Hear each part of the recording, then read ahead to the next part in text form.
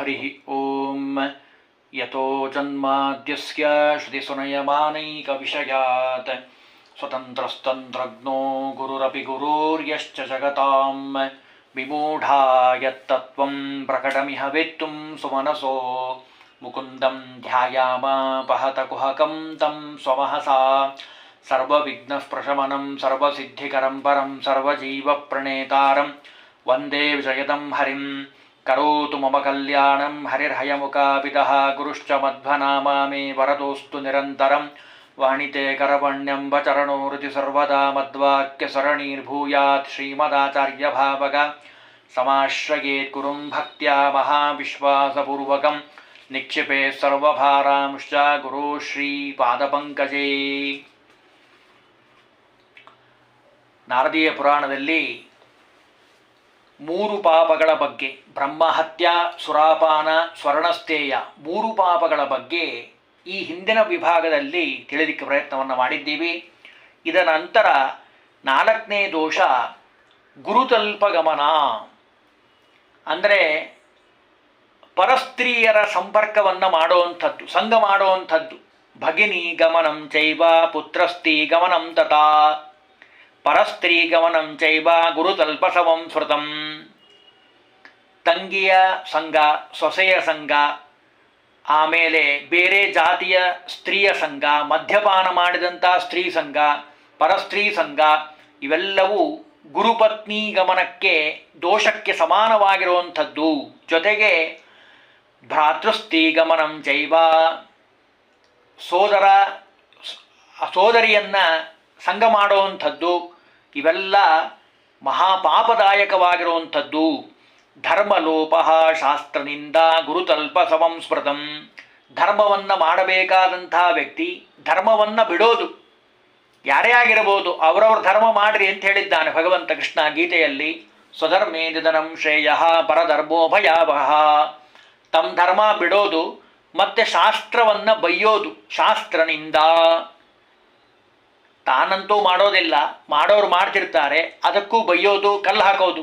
ಯಾರು ಮಾಡ್ತಾರೋ ಗುರುತಲ್ಪ ಸಮಂ ಸ್ಮೃತಂ, ಗುರುತಲ್ಪಕ್ಕೆ, ಆ ದೋಷಕ್ಕೆ ಸಮಾನವಾದ ಪಾಪ ಇದು. ಅದರಲ್ಲೂ ಈ ಎಲ್ಲ ಮಹಾಪಾತಕಗಳಿಗೆ ಸಮಾನವಾದದ್ದು ಈ 4 ಜನರ ಸಂಪರ್ಕವನ್ನು ಮಾಡುವಂಥವನು. ಅದಕ್ಕೆ ಎಚ್ಚರ ಎಚ್ಚರ ಅಂತಾರೆ. ಅಲ್ರಿ, ಮತ್ತೆ ಪಾಪಗಳನ್ನೇನೋ ಹೇಳ್ತಾ ಇದ್ದೀರಿ, ಅದಕ್ಕೆ ಮತ್ತು ಪರಿಹಾರನೂ ಹೇಳಿ. ಪಾಪ ಹೇಳೋದ್ರಿಂದ ಭಾಳ ಜನಕ್ಕೆ ಭಯ ಆಗ್ತದೆ. ನಾವಿಷ್ಟೆಲ್ಲ, ಕೆಲವರು ಬಾಯ್ಬಿಟ್ಟು ಹೇಳ್ತಾರೆ, ಕೆಲವರು ಹೇಳೋದಿಲ್ಲ, ಮನಸ್ಸಿನಲ್ಲೇ ಎಲ್ಲ ಮಾಡಿರ್ತಾರೆ ಕೆಟ್ಟ ಕೆಲಸ. ಮತ್ತು ಪ್ರಾಯಶ್ಚಿತ್ತ ಏನು ಈ ಎಲ್ಲ ಕೆಟ್ಟ ಕೆಲಸಗಳಿಗೆ?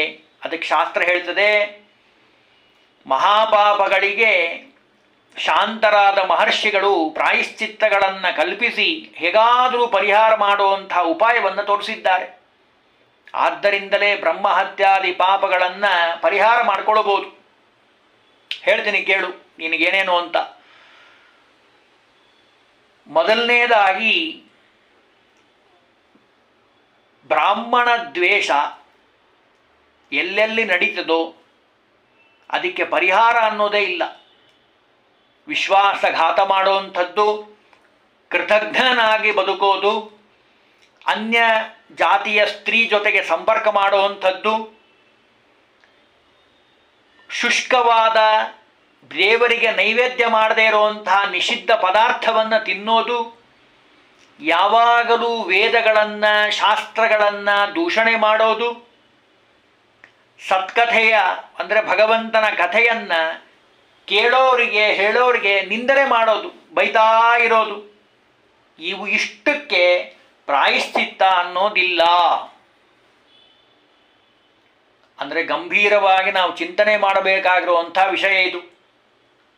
ಬ್ರಾಹ್ಮಣ ದ್ವೇಷಯಸ್ತಸ್ಯ, ಬ್ರಾಹ್ಮಣರನ್ನು ದ್ವೇಷ ಮಾಡಿದರೆ ಅದಕ್ಕೆ ಪ್ರಾಯಶ್ಚಿತ್ತ ಅನ್ನೋದಿಲ್ಲಪ್ಪ. ಕೃತಜ್ಞ ಅಂದರೆ ಉಪಕಾರ ಸ್ಮರಣೆಯನ್ನು ಮಾಡದೇ ಇರುವಂಥವನು, ಅವನಿಗೂ ಪ್ರಾಯಶ್ಚಿತ್ತ ಅನ್ನೋದಿಲ್ಲ. ಜೊತೆಗೊಂದು ಮಾತು ಹೇಳ್ಬಿಡ್ತಾರೆ, ವೇದನಿಂದಾತ್ಮ, ವೇದವನ್ನು ಬೈಯೋಂಥವನು, ಶಾಸ್ತ್ರಗಳನ್ನು ಬೈಯೋಂಥವನು. ನಾಸ್ತಿಕವಾದ ಅಂತ ಇದೆ, ಅವ್ರ ಅದೇ ಕೆಲಸ. ದೇವರಿಲ್ಲ, ಧರ್ಮ ಇಲ್ಲ, ಸ್ವರ್ಗ ನರಕಾದಿಗಳಿಲ್ಲ, ಅನ್ನೋಂತಹ ನಿಂದನೆ ಮಾಡೋರಿಗೂ ಪ್ರಾಯಶ್ಚಿತ್ತ ಅನ್ನೋದಿಲ್ಲಪ್ಪ. ಸತ್ಕಥಾ ನಿಂದಕಾನಾಂಚ ನೇಹಾಮೂತ್ರ ಚ ನಿಷ್ಕೃತಿ. ಅವ್ರಿಗೆ ಅವ್ರಿಗೆ ಯಾವ ಪ್ರಾಯಶ್ಚಿತ್ತವೂ ಇಲ್ಲ ಅವರಲ್ಲಿ. ಮತ್ತೆ ಏನು ಮಾಡಬೇಕು? ಬಹಳ ಕಷ್ಟ ಆಗಿದೆಪ್ಪ, ಇನ್ನೇನು ಜೀವ ಹೋಗ್ತಾ ಇದೆ ಅಂತ ಅನ್ಕೊಳ್ಳೋಣ. ಉದಾಹರಣೆಗೆ ಅಂದರೆ ಒಂದು ಎದುರುಗಡೆ ಹುಲಿ ಬಂದಿದೆ, ಉದಾಹರಣೆಗೆ ಹೇಳ್ತಾ ಇರೋವಂಥದ್ದು. ನಿಮಗೆ ಎರಡು ಅವಕಾಶ. ಒಂದು, ಪಕ್ಕದಲ್ಲೇ ಬೌದ್ಧಾಲಯ ಇದೆ, ಎದುರುಗಡೆ ಒಂದು ಹುಲಿ ಬರ್ತಾ ಇದೆ ನಿಮ್ಮನ್ನು ತಿನ್ನಬೇಕು ಅಂತ. ಆ ಸಂದರ್ಭದಲ್ಲಿ ಬೌದ್ಧಾಲಯಂ ವಿಷೇದ್ಯಸ್ತು ಮಹಾಪದ್ಯಪಿ ವೈ ದ್ವಿಜಃ. ಬ್ರಾಹ್ಮಣನಾದಂಥವನು ಹುಲಿ ತಿಂದ್ರೂ ಪರವಾಗಿಲ್ಲ ತನ್ನನ್ನು, ಯಾವುದೇ ಕಾರಣಕ್ಕೂ ಆ ಬೌದ್ಧಾಲಯಕ್ಕೆ ಹೋಗಬಾರ್ದು ಅಂತ. ಯಾಕೆ ಅಂದರೆ ಅವರು ವೇದವನ್ನು ಒಪ್ಪೋದಿಲ್ಲ. ಬೌದ್ಧಾಃ ಪಾಖಂಡಿನಃ ಪ್ರೋಕ್ತ ಯಥೋ ವೇದ ವಿನಿಂದಕಾಃ. ವೇದವನ್ನು ಯಾರು ಒಪ್ಪೋದಿಲ್ಲೋ, ಭಗವಂತನ ವಾಣಿಯಾಗಿರುವಂಥದ್ದು ಅಪೌರುಷೇಯವಾದದ್ದು ಅಂದ ಮೇಲೆ ಅಲ್ಲಿ ಹೋದ್ರೆ ಮತ್ತೆ ನೂರಾರು ಪ್ರಾಯಶ್ಚಿತ್ತ ಮಾಡ್ಕೊಳ್ಬೇಕು ಅಲ್ಲಿ ಒಳಗಡೆ ಹೋಗ್ಬಂದ್ರೆ. ಅದಕ್ಕೆ ಯಾವುದೇ ಕಾರಣಕ್ಕೂ ಹೋಗಬಾರ್ದು. ವೇದವ್ಯಾಸ ದೇವರು ಬಹಳ ಸುಂದರವಾಗಿ ಹೇಳ್ತಾರೆ. ಯಾಕೆ ಅಂದರೆ ಅತ್ಯದ್ಭುತನಾಗಿರುವಂಥ ಭಗವಂತನ ಮಹಿಮೆಯನ್ನು ಕೊಂಡಾಡಲಿಕ್ಕೆ ಹೊರಟಿರುವಂಥದ್ದು ವೇದ. ಕೇವಲ ಭಗವಂತನ ಮಹಿಮೆಯನ್ನಷ್ಟೇ ಅಲ್ಲ, ಇಡೀ ವಿಶ್ವದ ಸಂವಿಧಾನ ಉಪೇತವಾಗಿರುವಂಥದ್ದು ವೇದ. ವೇದದಲ್ಲಿ ಹೇಳದೇ ಇರೋ ವಿಷಯವೇ ಇಲ್ಲ. ತಿಳ್ಕೊಳ್ಳೋ ಯೋಗ್ಯತೆ ನಮ್ಮಲ್ಲಿಲ್ಲ ಅನ್ನೋ ದೃಷ್ಟಿಗೆ ನಾವೇನಂತೀವಿ, ಅದರಲ್ಲೇನಿದೆ ಬಿಡ್ರಿ ಅಂತಾರೆ. ಅಷ್ಟು ಪ್ರಮಾಣಬದ್ಧವಾಗಿರುವಂಥದ್ದು ವೇದ ಪುರಾಣ ಇತಿಹಾಸಗಳು. ಹಾಗಾಗಿ ಎಚ್ಚರ, ಅವರಿಂದ ದೂರ ಇರ್ರಿ. ವೇದವನ್ನು ಯಾರು ಒಪ್ಪೋದಿಲ್ಲೋ ಅವರಿಗೆ ಪ್ರಾಯಶ್ಚಿತ್ತ ಅನ್ನೋದಿಲ್ಲವಾ. ಇನ್ನು ಯಾರು ಅಧರ್ಮವನ್ನು ಮಾಡ್ತಾರೋ, ಧರ್ಮದ ನಿಂದನೆ ಮಾಡ್ತಾರೋ ಅವರನ್ನು ನೋಡಲೂಬಾರ್ದು ಅಂತದೆ ಶಾಸ್ತ್ರ. ಅದರಲ್ಲೂ ನಾನೀಗ ಹೇಳಿದ್ನಲ್ಲ, ಆ ಸ್ಥಳಗಳಿಗೆ ಹೋದರೆ ಪ್ರಾಯಶ್ಚಿತ್ತ ಮಾಡಿಕೊಳ್ಳಬೇಕು. ಅದರಲ್ಲೂ ಮಹಾಪಾತಕಗಳಿಗೆ ಒಂದೊಂದು ರೀತಿ ಪ್ರಾಯಶ್ಚಿತ್ತ ಹೇಳಿದ್ದಾರೆ. ಅನೇಕ ರೀತಿ ಪ್ರಾಯಶ್ಚಿತ್ತಗಳನ್ನು ಹೇಳ್ತಾರೆ. ಒಂದೇ ನೋಡೋದಾದರೆ ಮಹಾಪಾತಕಗಳು ಅಂತ ಏನಿದ್ದಾವಲ್ಲ, ಮೊದಲಿಂದ ಬ್ರಹ್ಮಹತ್ಯ, ಸುರಾಪಾನ, ಸ್ವರ್ಣಸ್ಥೇಯ, ಋಷದಗಮನ, ಮೈಥುನ ಸಂಗಮಾತ್, ಇವೇನು ಪಾಪಗಳಿದ್ದಾವೋ ಈ ಪಾಪಗಳಿಗೆಲ್ಲ ನರಕದಲ್ಲಿ ಅವನು ಶಿಕ್ಷೆಯನ್ನು ಅನುಭವಿಸೋದ್ರ ಜೊತೆಗೆ ಒಂದೊಂದು ಯುಗ ವಾಸ ಮಾಡಿ ಕೊನೆಯಲ್ಲಿ ಭೂಮಿಗೆ ಬಂದು 7 ಜನ್ಮ ಕತ್ತೆಯಾಗಿ ಹುಡ್ತಾನೆ. ಆಮೇಲೆ ನಾಯಿಯಾಗಿ 10 ಜನ್ಮ, ಹಂದಿಯಾಗಿ 10 ಜನ್ಮ, ಅನಂತರ 100 ವರ್ಷ ಪರ್ಯಂತರವಾಗಿ ಅಮೇಧ್ಯದಲ್ಲಿ ಕ್ರಿಮಿಯಾಗಿ ಹುಡ್ತಾನೆ. 12 ವರ್ಷ ಸರ್ಪಾಗಿ ಹುಡ್ತಾನೆ. ಆಮೇಲೆ ಸಾವಿರಾರು ಜನ್ಮ ಮೃಗಾದಿಗಳು 4 ಕಾಲಿನ ಪ್ರಾಣಿಗಳಾಗಿ ಹುಡ್ತಾನೆ. ಆಮೇಲೆ ಪಶುವಾಗಿ ಹುಡ್ತಾನೆ. ಆಮೇಲೆ ವೃಕ್ಷವಾಗಿ ಹುಡ್ತಾನೆ. ಆಮೇಲೆ ಮನುಷ್ಯ ಜನ್ಮ ಅವನಿಗೆ ಬರುವಂಥದ್ದಪ್ಪ. ಇಷ್ಟೆಲ್ಲ ಶ್ಲೋಕದಲ್ಲಿ ಹೇಳ್ತಾರೆ. ತತಸ್ತು ಸಪ್ತ ಜನ್ಮಾನಿ ಎಲ್ಲ ಹೇಳ್ತಾರೆ. ಹೀಗೆ ಅನೇಕ ರೀತಿಯಿಂದ ಅವನು ಬರ್ತಾನೆ. ಇನ್ನು ಮನಸ್ಸಿನಲ್ಲೇ ಹೊಟ್ಟೆ ಕಿಚ್ಚು ಪಡ್ತಾರೆ. ಹೊಟ್ಟೆ ಸಹನೆ ಆಗ್ತಿರೋದಿಲ್ಲ. ಕಲಿಯುಗದಲ್ಲಿ ನಾವು ಇವರನ್ನು ಭಾಳ ಜನನ ಕಾಣ್ತೀವಿ. ಮೇಲಿಂದ ಮೇಲೆ ಹೊಟ್ಟೆ ಅವರಿಗೆ ಸಮಾಧಾನ ಆಗ್ತಾ ಇರೋದಿಲ್ಲ. ಯಾರಾದರೂ ಮುಂದೆ ಬಂದರು, ಯಾರಾದರೂ ಒಳ್ಳೆ ಸಾಧನೆ ಮಾಡಿದರು, 4 ಜನ ಅವ್ರಿಗೆ ಕರೆದು ಶಾಲ್ ಹೊಚ್ಚಿ ಸನ್ಮಾನ ಮಾಡಿದರು, ಹಾರ ಹಾಕಿದರು, ಬಿರುದಾವಳಿಗಳನ್ನು ಕೊಟ್ಟರು ಅಂದರೆ ಇವರಿಗೆ ಸಹನೆ ಆಗ್ತಿರೋದಿಲ್ಲ. ಹೊಟ್ಟೆಯಲ್ಲೇ ಬೆಂಕಿ ಬಿದ್ದಿರ್ತದೆ. ಏನಾದರೂ ಒಂದು ಒಳ್ಳೆ ಮನೆ ಕಟ್ಟಿದ್ರು ಇವನಿಗೆ ನೋಡಿ ಸಹನೆ ಆಗ್ತಿರೋದಿಲ್ಲ. ಏನಾದರೂ ಆಗಲಿ, ಗೌರ್ಮೆಂಟ್ನವರು, ಇನ್ಕಮ್ ಟ್ಯಾಕ್ಸ್ನವರು ಬಂದು ರೈಡ್ ಮಾಡಿ ಹೋಗ್ಬಿಡ್ಲಿ, ಹಾಳಾಗಿ ಹೋಗಲಿ ಮನೆ ಅನ್ನೋಂತಹ ದುಷ್ಟ ಬುದ್ಧಿ ಇರೋವಂಥವ್ರು ನಾವು ಲೋಕದಲ್ಲಿ ಕಾಣ್ತಾ ಇರ್ತೀವಿ. ಅದು ಕಲಿಯುಗದ ಪ್ರಭಾವ. ಅಂಥವ್ರಿಗೇನಾಗ್ತದೆ ಅಂತ ಹೇಳ್ತಾರೆ ವೇದವ್ಯಾಸ ದೇವರು. ಅಸೂಯಾವಿಷ್ಟ ಮನಸ. ಅಸೂಯ, ಪಟ್ಟ ಸಹನೆ ಆಗ್ತಿರೋದಿಲ್ಲ ಇನ್ನೊಬ್ಬರ ಉತ್ಕರ್ಷವನ್ನು ನೋಡಿ. ಯಾರಾದರೂ ಒಳ್ಳೆ ಕೆಲಸ ಮಾಡಿದರೆ ನೋಡಿ ಸಂತೋಷ ಪಡಬೇಕಲ್ಲ, ಖುಷಿ ಪಡಬೇಕು, ಆನಂದ ಪಡಬೇಕು. ನಮ್ಮ ಜೀವನದಾಗಂತೂ ನಾವು ಮಾಡಲಿಕ್ಕಾಗಿಲ್ಲ, ಅವ್ರು ಮಾಡ್ತಾ ಇದ್ದಾರಲ್ಲ ಅಂತ ಆನಂದ ಪಡಬೇಕು. ಅದನ್ನು ಮಾಡೋದಿಲ್ಲ, ಅಸೂಯ ಮಾಡ್ತಾನೆ. ಅದಕ್ಕೆ ದೇವರೇನು ಮಾಡ್ತಾನೆ ಗೊತ್ತಾ? ಅಸೂಯಾವಿಷ್ಟ ಮನಸಾಂ ರೌರವಂ ನರಕಂ ಸ್ಮೃತಂ ಯಾರ್ಯಾರು ಅಸೂಯ ಮಾಡ್ತಾರೋ, ಇನ್ನೊಬ್ಬರನ್ನ ನೋಡಿ ಹೊಟ್ಟೆ ಕಿಚ್ಚು ಪಡ್ತಾರೋ ಅವರು ರೌರವ ಅನ್ನೋ ನರಕದಲ್ಲಿ ಬೀಳ್ತಾರಪ್ಪ. 2 ಕಲ್ಪ ಅಲ್ಲಿದ್ದು ತತ್ರ ಕಲ್ಪದ್ವಯಂ ಸ್ಥಿತ್ವ, ಆಮೇಲೆ ಮನುಷ್ಯನಾಗಿ ಹುಡ್ತಾನವನು. ಹುಟ್ಟಿದ್ರು ಏನು ಪ್ರಯೋಜನ ಇಲ್ರಿ. ಏನೇನು ಬುದ್ಧಿ ಇಲ್ದಿರೋಂಥ ಮನುಷ್ಯನಾಗಿ ಹುಟ್ಟಿದ್ರೆ ಏನು ಪ್ರಯೋಜನ? ಏನೇನು ಪ್ರಯೋಜನ ಇಲ್ಲ. ಮಾ ದದಸ್ವೇತಿಯೋ ಭ್ರೂಯಾತ್, ಮುಂದೇನಾಗ್ತಾನವನು ಅನೇಕ ಮನುಷ್ಯ ಜನ್ಮ ಜಾತಿಗಳನ್ನು ದಾಟಿ ದಾಟಿ ಆಮೇಲೆ ಉತ್ತಮ ಪಕ್ಷಕ್ಕೆ ಬರ್ತಾನೆ.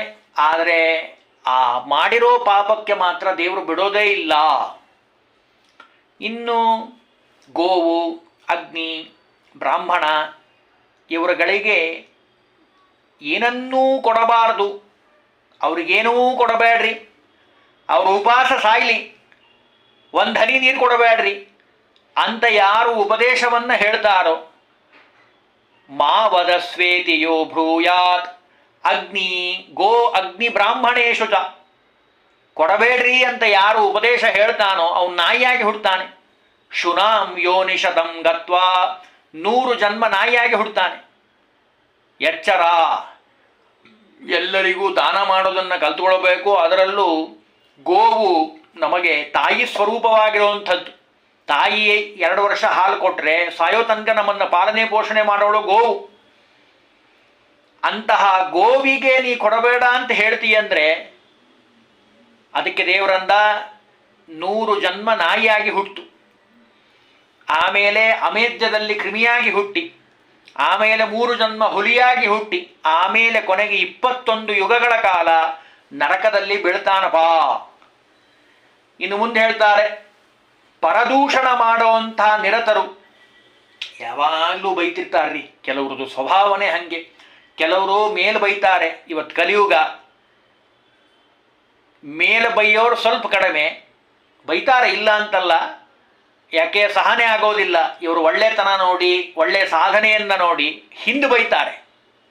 ಕೂತ್ಕೊಂಡು ಎಲ್ಲರಿಗೂ ಬೈತಿರ್ತಾರೆ. ಕಟ್ಟೆ ಮೇಲೆ ಕೂತ್ಕೊಳ್ಳೋದು, ಮಂದಿ ಬೈತಾ ಇರೋದು, ಅವ್ರು ಸರಿ ಇಲ್ಲ, ಇವ್ರು ಸರಿ ಇಲ್ಲ, ಅವ್ರು ಹಂಗಿದ್ದಾರೆ, ಇವ್ರು ಹಂಗಿದ್ದಾರೆ ಅಂತ ಬೈತಾ ಇರೋದು. ನನ್ನ ಮಾತಲ್ಲ, ಓದಿಬಿಡ್ತೀನಿ. ತದಂತೆ ನರಕಂ ಯಾತಿ ಪರನಿಂದಾ ಪರಾಚಯೇ ಯೇ ಚ ನಿಷ್ಠೂರ ಭಾಷಣ. ಒಂದು ಬೈಯೋದು ಬಾಯಿಗೆ ಬಂದ ಹಾಗೆ, ಕಟುವಾಕ್ಯಗಳಿಂದ. ಮಾತು ಯಾವಾಗಲೂ ಮೃದುವಾಗಿರಬೇಕು, ಮೆದುವಾಗಿರಬೇಕು, ಹಿತವಾಗಿರಬೇಕು, ಮಿತವಾಗಿರಬೇಕು, ಮತ್ತೆ ಮತ್ತೆ ಕೇಳೋ ಹಂಗಿರಬೇಕು, ಸತ್ಯವಾಗಿರಬೇಕು, ಶಾಸ್ತ್ರಬದ್ಧವಾಗಿರಬೇಕು. ವ್ಯರ್ಥ ಶಬ್ದಗಳನ್ನು ಬಳಸಬಾರ್ದು, ವ್ಯರ್ಥ ಸಮಯ ಮಾಡಬಾರ್ದು. ಇಷ್ಟೆಲ್ಲ ಗಮನದಲ್ಲಿಟ್ಟುಕೊಂಡು ಮಾತಾಡಬೇಕು. ಅಂಥದ್ರಲ್ಲಿ ದೇವರ ಸ್ತೋತ್ರ ಮಾಡಬೇಕು. ದೇವರು ಕೊಟ್ಟಿರೋ ಬಾಯಿ ಆ ಭಗವಂತನನ್ನು ಸ್ತೋತ್ರ ಮಾಡಲಿಕ್ಕೆ, ಬೈಲಿಕ್ಕಲ್ಲ. ಯಾರು ಬೈತಾರೋ ಪರನಿಂದ ಪರಾಯೇಚ, ಜೊತೆಗೆ ಏಚ ನಿಷ್ಠೂರ ಭಾಷಣ, ಬಾಯಿ ತೆಗೆದ್ರೆ ಕೆಟ್ಟ ಮಾತಾಡೋವಂಥದ್ದು, ಮನಸ್ಸು ನೋಯೋ ಹಾಗೆ ಮಾತಾಡೋವಂಥದ್ದು, ಚುಚ್ಚಿ ಮಾತಾಡೋದು, ಇನ್ನೊಬ್ಬರನ್ನ ತುಚ್ಛವಾಗಿ ನೋಡಿ ಮಾತಾಡೋದು, ಇವ್ರು ಯಾರ್ಯಾರು ಮಾಡ್ತಾರೋ. ಜೊತೆಗೆ ಮುಂದೆ ಹೇಳ್ತಾರೆ, ದಾನಾನಾಂ ವಿಘ್ನಕರ್ತಾರ. ಪಾಪ ದಾನ ಕೊಡಬೇಕು ಅಂತ ಬಹಳ ಆಶೆ ಇರ್ತದೆ ಕೆಲವರಿಗೆ. ಅವನೇನೋ ಪಾಪ ದೇವರು ಭಗವಂತ ಅನುಗ್ರಹ ಮಾಡಲಿ, ಪ್ರೀತನಾಗಲಿ, ಬಂದಿರೋಂಥ ಬ್ರಾಹ್ಮಣರು ತೃಪ್ತರಾಗಲಿ ಅನ್ನುವಂಥ ದೃಷ್ಟಿಯಿಂದ ದಾನ ಕೊಡಬೇಕು, ತನಗೆ ಒಳ್ಳೆಯದಾಗಲಿ ಅನ್ನೋ ದೃಷ್ಟಿಯಿಂದ ಕೊಡಬೇಕು ಅಂತ ಹೊರಟಿರ್ತಾರೆ. ಅಂಥವರಿಗೆ ವಿಘ್ನ ಮಾಡೋದು. ದಾನ ಗೀನ ಅಂತೆಲ್ಲ ಯಾಕೆ ಕೊಡ್ತೀರಿ? ಅವಶ್ಯಕತೆ ಇಲ್ಲ. ನಿಮ್ಮ ಹಂಗೆ ಬೇಕಾದಷ್ಟು ಜನ ಅವ್ರಿಗೆ ದಾನ ಕೊಡ್ತಿರ್ತಾರೆ, ನೀವು ಕೊಟ್ಟರೆ ಬದುಕಬೇಕೇನವರು? ಸುಮ್ಮನೆ ಎಲ್ಲ ಅವರು ಬೂಟಾಟಿಕೆ ಮಾಡ್ತಾರೆ, ಡಂಬಾಚಾರ ಮಾಡ್ತಾರೆ, ಅವರಿಗೆಲ್ಲ ಯಾಕೆ ಕೊಡ್ತೀರಿ ದಾನನ? ದಾನದ ಅವಶ್ಯಕತೆ ಇಲ್ಲ, ಬಿಟ್ಟು ಬಿಡ್ರಿ, ಅದು ಬಿಟ್ಟು ಬೇರೆಯವ್ರಿಗೆ ಯಾರಿಗಾರ ಕೊಡ್ರಿ ಅಂತ ಹೇಳಿ ಆ ದಾನ ಮಾಡೋರಿಗೆ ವಿಘ್ನಗಳನ್ನು ಉಂಟು ಮಾಡುವಂಥವರು ಅಂತ ಯಾರಿದ್ದಾರೋ, ಅವರು ಅಂತ ಯಾರಿದ್ದಾರೋ, ಈ 3 ಕೆಲಸ ಮಾಡೋರು, ಬೇರೆಯವರನ್ನ ನಿಂದನೆ ಮಾಡೋರು, ನಿಷ್ಠೂರವಾಗಿ ಮಾತಾಡೋರು, ದಾನ ಮಾಡೋರಿಗೆ ಅವನು ಪಾಪ 500 ರೂಪಾಯಿ ಕೊಡಬೇಕು, ಉದಾಹರಣೆಗೆ ಹೇಳ್ತಿರೋದು, 500 ರೂಪಾಯಿ ಕೊಡಬೇಕು ಅನ್ನೋನಿಗೆ 10 ರೂಪಾಯಿ ಕೊಟ್ಬಿಡು ನಡೀತದೆ. ಕೊಡ್ಲಿಕ್ಕೆ ಅವನು ತಯಾರಿದ್ರು ಇವನು ಅವನಿಗೆ ಕೊಡ್ಲಿಕ್ಕೆ ಬಿಡೋದಿಲ್ಲ.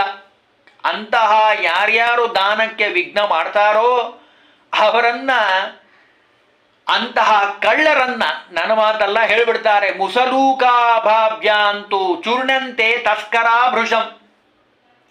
ಈ ಒನಕೆಗಳಿಂದ ಈ ಕುಟ್ಟಿ ಪುಡಿ ಮಾಡ್ತಾರೆ. ಮಸಾಲೆ ಪುಡಿ ಕುಟ್ಟೋದು ಅಂತ ಹಿಂದಿತ್ತು, ಈಗೆಲ್ಲ ಹೋಗ್ಬಿಟ್ಟಿದೆ. ಖಾರ ಪುಡಿ ಕುಟ್ಟೋದು ಅಂತ ಇತ್ತು, ಈಗೆಲ್ಲ ಮಿಕ್ಸಿ ಬಂದಿರೋದ್ರಿಂದ ಅದು ಒನಕೆನೆ ಮರ್ತು ಹೋಗ್ಬಿಟ್ಟಿದೆ. ಆ ಮುಸಲದಿಂದ ಹಾಗೆ ಕುಟ್ತಾರಂತವ್ರನ್ನ. ಕುಟ್ಟಿ ಪುಡಿಯಾದ ಮೇಲೆ ಕಲ್ಲಿನ ಹಾಗೆ ಪುಡಿ ಹಾಕ್ತಾರವರು. ಆಮೇಲೆ ಕಾಲಸೂತ್ರ ಅನ್ನೋ ನರಕದಲ್ಲಿ ಅವರನ್ನ ದಂಡನೆ ಮಾಡ್ತಾರಪ್ಪ. ತತಶ್ಚ ಕಾಲಸೂತ್ರೇಣ ವಿದ್ಯಂತೆ ಸಪ್ತವತ್ಸರಾನ್. 7 ವರ್ಷ ಅವರನ್ನಲ್ಲಿ ಒಗಿತಾರಂತೆ ಕಾಲಸೂತ್ರ ಅನ್ನುವಂಥ ನರಕದಲ್ಲಿ. ಯಾಕೆ ಇಷ್ಟು ಕೆಲಸ ಮಾಡಿರಲ್ವ, ಬರೀ ನಿಮ್ಗೆ ತೋರಿಸ್ತೀವಿ ಅಂತ ಕರ್ಕೊಂಡು ಹೋಗ್ತಾರಲ್ಲಿ.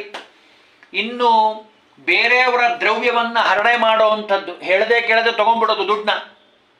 ಪರದ್ರವ್ಯ, ಪರಸ್ತ್ರೀ, ಪರಧನ ಅವೆಲ್ಲವೂ ಬೆಂಕಿ ಇದ್ದ ಹಾಗೆ. ಹೊಟ್ಟೆ ತಗೋಬಾರ್ದು, ನೋಡಬಾರ್ದು, ಮುಟ್ಟಬಾರ್ದು. ಇವನು ಆರಾಮಾಗಿ ತಗೊಂಡ ಇನ್ನೊಬ್ಬರ ದುಡ್ಡನ್ನ ಅಂತ ಅಂದರೆ ಅದು ಕದಿಯೋದು, ಅಪಹಾರ ಮಾಡಿದರೆ. ಅದಕ್ಕೆ ಅವ್ರೇನಾಗ್ತದಪ್ಪ ಅಂದರೆ ಅವನ ಪುಣ್ಯ ಎಲ್ಲ ನಾಶ ಆಗಿ ಹೋಗಿ ನರಕ ಅನ್ನುವಂತಹ ಬೆಂಕಿಯಲ್ಲಿ ಅವನು ಸುಟ್ಟು ಹೋಗ್ತಾನಪ್ಪ. ಇನ್ನು ಕೆಲವರು ಇರ್ತಾರೆ, ಅವ್ರದ್ದು ಹೆಂಗಪ್ಪ ಅಂದರೆ ಕಿವಿ ಊದೋದು ಅಂತಾರೆ ನೋಡಿ, ಚಾಡಿ ಹೇಳುವಂಥ ಸ್ವಭಾವ. ಯಾವಾಗಲೂ ಇನ್ನೊಬ್ಬರ ಬಗ್ಗೆ ಚಾಡಿ ಹೇಳ್ತಿರ್ತಾರೆ. ಅವರಿಲ್ದಾಗ ಅವ್ರ ಬಗ್ಗೆ ಕೆಟ್ಟದನ್ನು ಹೇಳೋದು, ಹೋಗಿ ಹೋಗಿ ಹೋಗಿ ಕೆಟ್ಟದ್ದು ಹೇಳ್ತಿರ್ತಾರೆ. ಅವ್ರು ಹಂಗೆಲ್ಲ ಬಿಡ್ರಿ, ನೀವು ಅಂದ್ಕೊಂಡಷ್ಟು ಅವ್ರು ಒಳ್ಳೆಯವರಲ್ಲ, ಅವ್ರು ದುಷ್ಟರಾಗಿರುವಂಥವ್ರು, ಮೇಲ್ನೋಟಕ್ಕೆ ವೇಷ ಹಾಕ್ಕೊಂಡಾರೆ ಅಂತ. ಹೀಗೆ ಒಳ್ಳೆಯ ಸಜ್ಜನರ ಬಗ್ಗೆ ಚಾಡಿ ಹೇಳಿದರೆ ಪರಸ್ವಾಸೂಚಕಾನಾಂಚ ನರಕಂ ಶೃಣು ದಾರುಣಂ. ಎಷ್ಟರ ಮಟ್ಟಿಗೆ ಹೇಳ್ತದೆ ನಾರದೀಯ ಪುರಾಣ ಅಂದರೆ, ಯಾರ್ಯಾರು ಹಾಗೆ ಇನ್ನೊಬ್ಬರ ಬಗ್ಗೆ ಚಾಡಿ ಹೇಳ್ತಾರೋ ಅವರು ಭಯಂಕರವಾದ ನರಕ ಅವ್ರಿಗೇನಾಗ್ತದೆ ಅಂತ ಹೇಳ್ತೇನೆ ಕೇಳು. 1000 ಯುಗಗಳವರೆಗೆ ಕಾಯಿಸಿದಂಥ ಕಬ್ಬಣವನ್ನ ನುಂಗಿಸ್ತಾರಂತೆ. ಯಾವದ್ಯುಗ ಸಹಸ್ರಂತೂ ತಪ್ತಾಯ ಪಿಂಡ ಭಕ್ಷಣಂ. ಕುದೀತಾ ಇರ್ತದೆ ಬೆಂಕಿ, ಆ ಕಬ್ಬಣ, ಅದನ್ನು ಹಾಕ್ತಾರಂತೆ. ಆಯುಧಗಳಿಂದ ಹೊಡಿತಾರೆ. ಸಂಪೀಡ್ಯತೆ ಚರಸನ. ಮೂರ್ಖ, ಇನ್ನೊಬ್ಬರ ಬಗ್ಗೆ ಚಾಡಿ ಹೇಳ್ತೀಯ ಇಲ್ಲದೇ ಇರೋದನ್ನ ಅಂತ ಹೇಳಿ ಅವನಿಗೆ ಹಿಂಸೆಯನ್ನ ಮಾಡ್ತಾರೆ. ಅರ್ಧ ಕಲ್ಪ ಪರ್ಯಂತರವಾಗಿ ಅಲ್ಲೇ ಇರ್ತಾನೆ. ಇನ್ನು ಪರಸ್ತ್ರೀ ಸಂಘ ಮಾಡೋಂಥವರು, ಅವ್ರ ಬಗ್ಗೆ ಹೇಳ್ತೀನಿ ಕೇಳು. ನರಕದಲ್ಲಿ ಏನಾಗ್ತದೆ ಅವರಿಗೆ, ಪೂರ್ವದಲ್ಲಿ ಯಾವ ಸ್ತ್ರೀಯ ಸಂಪರ್ಕ ಮಾಡಿದ್ನೋ ಅದೇ ಆಕಾರದಂತಹ ತಾಮ್ರದ ಪ್ರತಿಮೆಯನ್ನ ಮಾಡಿಟ್ಟಿರ್ತಾರಂತೆ. ಸ್ತ್ರೀ ಪ್ರತಿಮೆಯನ್ನ ಕೇಳಲಿಕ್ಕೆ ಭಾರಿ ಭಯಂಕರ ಅಂತ ಅನಿಸ್ಬೋದು, ಆದರೆ ಕೆಟ್ಟ ಕೆಲಸ ಮಾಡೋರ ಗತಿ ಏನಾಗ್ತದೆ ಅನ್ನೋದನ್ನ ನಾರದೀಯ ಪುರಾಣ ಬಹಳ ನಿಷ್ಠೂರವಾಗಿ ಹೇಳ್ತದೆ. ಯಾಕೆ ಈ ಕೆಟ್ಟ ಕೆಲಸ ಮಾಡಬಾರ್ದು ಅನ್ನೋದ್ರ ಒಂದು ತಾತ್ಪರ್ಯ. ಒಳ್ಳೆ ಕೆಲಸಗಳನ್ನು ಮಾಡಿ ನೋಡಿ ಏನಾಗ್ತದೆ. ತಾಮ್ರದ ಪ್ರತಿಮೆ ಮಾಡಿಸಿರ್ತಾರಂತೆ, ಅದೇ ಸ್ತ್ರೀದೆ. ಆ ಸ್ತ್ರೀಯ ಏನಿವನು ಆ ಸ್ತ್ರೀಯ ಸೌಂದರ್ಯವನ್ನು ನೋಡಿ, ಆಭರಣಗಳನ್ನು ನೋಡಿ ಏನು ಆಸಕ್ತಿಯಿಂದ ಹೋಗಿದ್ನೋ ಅಂಥದ್ದೇ ಮೂರ್ತಿಯನ್ನು ಮಾಡಿಸಿರ್ತಾರೆ. ಬಲಾತ್ಕಾರದಿಂದ ಇವನು ಭೂಮಿಯಲ್ಲಿದ್ದಾಗ ಆನಂದದಿಂದ ಹೋಗಿದ್ದ, ಪರಸ್ತ್ರೀ ಸಂಘ ಮಾಡಿದ್ದ. ಅಲ್ಲಿ ಬಲಾತ್ಕಾರದಿಂದ ಆ ಸ್ತ್ರೀ ವಿಗ್ರಹದ ಸಂಘ ಮಾಡಿಸ್ತಾರಂತೆ. ಸುಟ್ಟೋಗ್ತಾನವನು. ಆ ಕೆಂಡದಂತಹ ಕುದೀತಾ ಇರುವಂತಹ ಮೂರ್ತಿಯದು ತಾಮ್ರದ್ದು.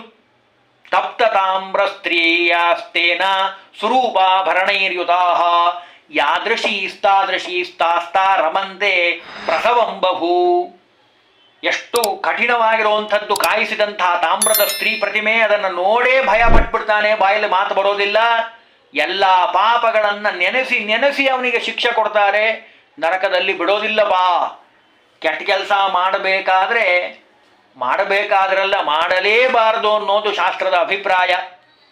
ಇನ್ನು ಯಾವ ಸ್ತ್ರೀ ಪತಿಯನ್ನ ಬಿಟ್ಟು, ಮೊದಲು ಪುರುಷರದ್ದು ಹೇಳಿದರು ಇಷ್ಟ ತನಕ, ಈಗ ಸ್ತ್ರೀದು ಹೇಳ್ತಾರೆ. ಪತಿಯನ್ನ ಬಿಟ್ಟು ಪರಪುರುಷನ ಸಹವಾಸವನ್ನ ಯಾರು ಮಾಡ್ತಾಳೋ ಆ ಸ್ತ್ರೀಗೆ ಕಬ್ಬಿಣದಿಂದ ನಿರ್ಮಿತವಾಗಿರುವಂಥ ಪುರುಷನ ಮೂರ್ತಿಗೆ ಬಲಾತ್ಕಾರವಾಗಿ ಸಂಘ ಮಾಡಿಸ್ತಾರೆ. ಬೆಂಕಿ ಹಾಗೆ ಉರಿತಿರ್ತದೆ ಕಬ್ಬಿಣದ ಮೂರ್ತಿ, ಏನು ಮಾಡಿದ್ರು ಬಿಡಿಸ್ಕೊಳ್ಳಿಕ್ಕೆ ಸಾಧ್ಯ ಆಗೋದಿಲ್ಲ ಅಂತ ಹೇಳ್ತಾರೆ. ಅದಕ್ಕೆ ಬಹಳ ಎಚ್ಚರ. ಆಮೇಲೆ ಅದಾದ ಮೇಲೆ ಉಪ್ಪು ನೀರಿನಿಂದ ಸ್ನಾನ ಮಾಡಿಸ್ತಾರೆ, ಪಾನ ಮಾಡಿಸ್ತಾರೆ. ಎಷ್ಟು ಭಯಂಕರ ಹಿಂಸೆ ಅಂದರೆ ನೋಡಪ್ಪ. ಅದಕ್ಕೆ ಎಚ್ಚರ. ಬ್ರಾಹ್ಮಣ, ಗೋವು, ಕ್ಷತ್ರಿಯ ಇದಾದ ಮೇಲೆ ವಧೆಯನ್ನು ಮಾಡುವಂಥವನು 5 ಕಲ್ಪಗಳವರೆಗೆ ನರಕವನ್ನು ಅನುಭವಿಸ್ತಾನೆ. ಎಚ್ಚರ. ಇನ್ನು ದೊಡ್ಡವರ ದೂಷಣೆ ಮಾಡುವಂಥದ್ದು ವಿಶ್ವಾಸದಿಂದ ಕೇಳುವಂಥವನಾಗಿ ಹೇಳ್ತೀನಿ ಕೇಳು. ಯಾರ ಕಿವಿಗಳಲ್ಲಿ ರಂಧ್ರ ಇರ್ತದೋ, ದೊಡ್ಡವ್ರ ಮಾತು ಕೇಳಬೇಕು ಅಂದರೆ ಕಿವಿ ರಂಧ್ರ ಬೇಕಲ್ಲ, ಕೇಳಬೇಕು. ಇವನು ಕೇಳಿರೋದಿಲ್ಲ, ದೂಷಣೆ ಮಾಡ್ತಾನೆ, ಬೈತಾನೆ, ಅದನ್ನು ಮತ್ತೆ ಕೇಳ್ತಾನೆ. ಕೆಲವರಿಗೆ ಸ್ವಭಾವ ಇರ್ತದೆ, ಬೇಕಾದಷ್ಟು ಶ್ಲೋಕಗಳನ್ನು ಹೇಳಿರ್ತಾರೆ ಉಪನ್ಯಾಸದಲ್ಲಿ ಆಚಾರ್ಯರು, ಹಾಡುಗಳನ್ನು ಹೇಳ್ತಾರೆ. ಯಾರೂ ಇನ್ನೊಂದು ಸಾರಿ ಹೇಳಿ ಅಂತ ಯಾರೂ ಕೇಳೋದಿಲ್ಲ. ಅದೇ ಯಾರಾದರೂ ಬಗ್ಗೆ ಬೈತಾ ಇದ್ದಾರೆ, ದೂಷಣೆ ಮಾಡ್ತಾ ಇದ್ದಾರೆ ಅಂತ ಅಂದರೆ ಇವನಿಗೆ ಆನಂದ ಆಗ್ತಿರ್ತದೆ. ಹಾಲು ಕುಡಿದಷ್ಟು ಆನಂದ. ಏನಂದಿ ಅಂತ ಮತ್ತೆ ಕೇಳ್ತಾನೆ. ಸರಿಯಾಗಿ ಹೇಳು, ಅರ್ಥ ಆಗಲಿಲ್ಲ ಅಂತಾನೆ. ಇನ್ನೊಬ್ಬರ ದೂಷಣೆಯನ್ನು ಕೇಳಬೇಕಾದ್ರೆ ಬಹಳ ಆನಂದ ಆಗ್ತದೆ. ಅದಕ್ಕೆ ದೇವರಂತಾನೆ, ಇನ್ನೊಬ್ಬರ ದೂಷಣೆಯನ್ನು, ದೊಡ್ಡವರ ದೂಷಣೆಯನ್ನು ಕೇಳಿದ್ದೀಯಲ್ಲ, ಆ ಕಿವಿಯಲ್ಲಿ ಕಬ್ಬಿಣದ ಮೊಳೆಯನ್ನು ತುಂಬಿ ಅದರಲ್ಲಿ ಎಣ್ಣೆಯನ್ನು ಹಾಕ್ತೀವಿ, ಕುದೀತಾ ಇರುವಂಥ ಎಣ್ಣೆಯನ್ನು ಭರ್ತಿ ಮಾಡ್ತೀವಿ. ಅದಾದ ಮೇಲೆ ಕುಂಭೀಪಾಕ ಅನ್ನೋ ನರಕಕ್ಕೆ ಒಗಿತೀನಿ ನಿನ್ನ. ನೋಡ್ರಿ ಎಷ್ಟು ಹೇಳ್ತಾ, ತತಶ್ಚ್ಯುತೇಶು ಛಿದ್ರೇಶು ತೈಲಮತ್ಯುಷ್ಣಾಮುಲ್ಬಣಂ ಪೂರ್ಯತೆ ಚ ತತಶ್ಚಾಪಿ ಕುಂಭೀಪಾಕಂ ಪ್ರಪದ್ಯತೆ. ಅದಾದ ಮೇಲೆ ಕುಂಭೀಪಾಕಕ್ಕೆ ಅವನನ್ನು ಒಗಿತೀವಿ. ಎಚ್ಚರ. ಇನ್ನೂ ಸುಮಾರು ವಿಷಯಗಳನ್ನು ಹೇಳಿದ್ದಾರೆ. ಅದನ್ನು ಮುಂದಿನ ವಿಭಾಗದಲ್ಲಿ ತಿಳಿಲಿಕ್ಕೆ ಪ್ರಯತ್ನವನ್ನು ಮಾಡೋಣ. ಹರಿ ಓಂ ಶ್ರೀಕೃಷ್ಣ ಅರ್ಪಣಮಸ್ತು.